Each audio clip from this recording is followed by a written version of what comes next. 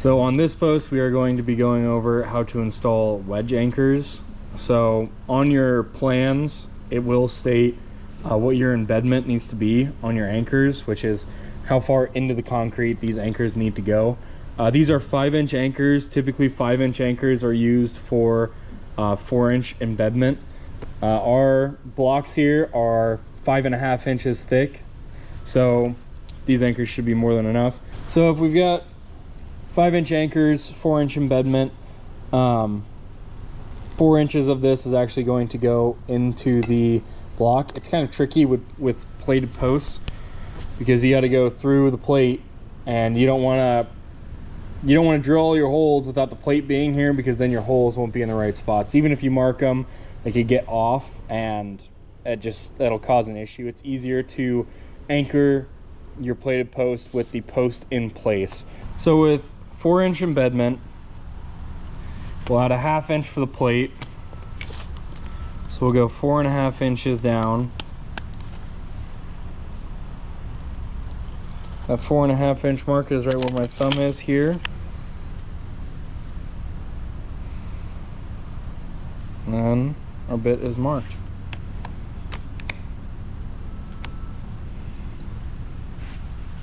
Go. So now we know, hammer drilling down, once our tape hits the plate, that's as deep as we need to go. So go ahead and get our first one in.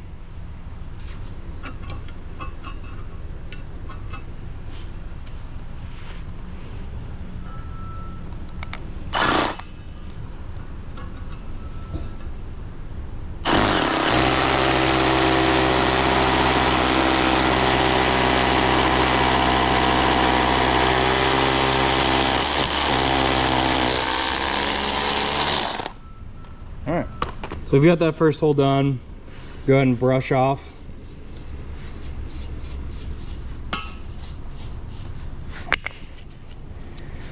And then if you have something to blow out the hole, use that, or like a wire brush to clean out the hole. Here we're in a shop, so it's nice enough to have an air compressor to blow out the hole. Getting any of that excess dust out of the hole is going to help with the actual depth of the anchor. There could just be a bunch of dust sitting at the bottom of the hole, and it could go down not as far as you'd want it to, but here we should be fine. When installing your wedge anchors, you want the nut to be at the top, so that way when you hammer it down, it's not you're not going to risk damaging the threads of the actual anchor itself.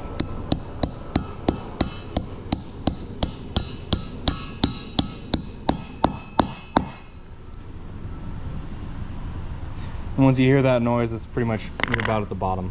So I always like going for the opposite hole next, so that way I can just get that one in and then do the other two in a row.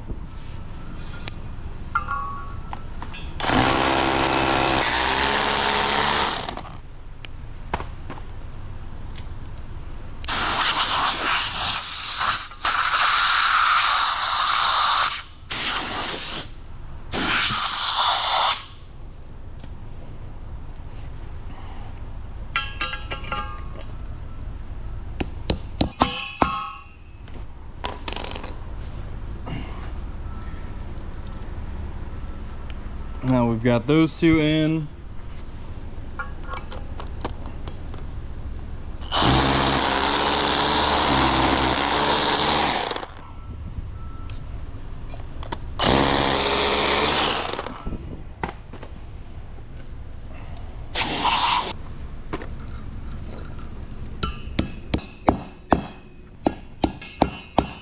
All of our wedge anchors are hammered down as far as they can go.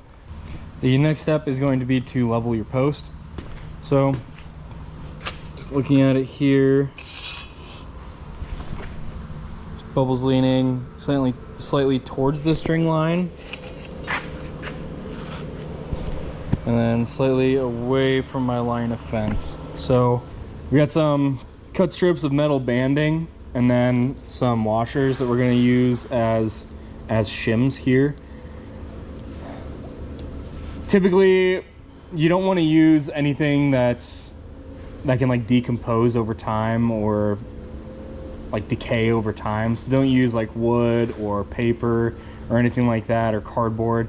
Always use like metal or plastic, anything like that, so that way the shim itself stays, you know, over time. It doesn't decay. And if you do put like wood or cardboard under there for shims, it will decay over time, and that'll cause the post to like jiggle or lean or whatever, because it's not going to have anything supporting it underneath your plate well enough. Maybe we'll do a washer under this side. Looking at it, that doesn't look too bad right now. Put a couple of washers under this side. All right, we're looking pretty good here. We are looking pretty good on this side. So now we just got to tighten up our anchors. Let's go ahead and screw them all down hand tight. Just thread all the nuts on hand tight.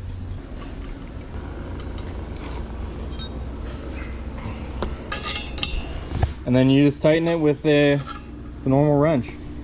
Don't use an impact. There's a chance it'll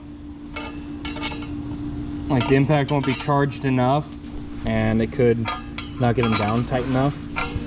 But when you have it by hand, you can feel how tight that you're getting it. When you're using a wrench, you can feel with your hands how tight you're actually getting these. And so definitely use a wrench to tighten these.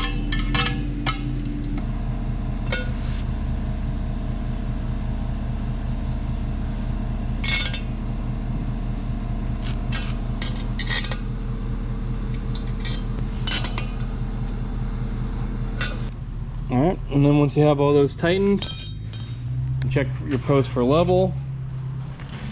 Should be good to go.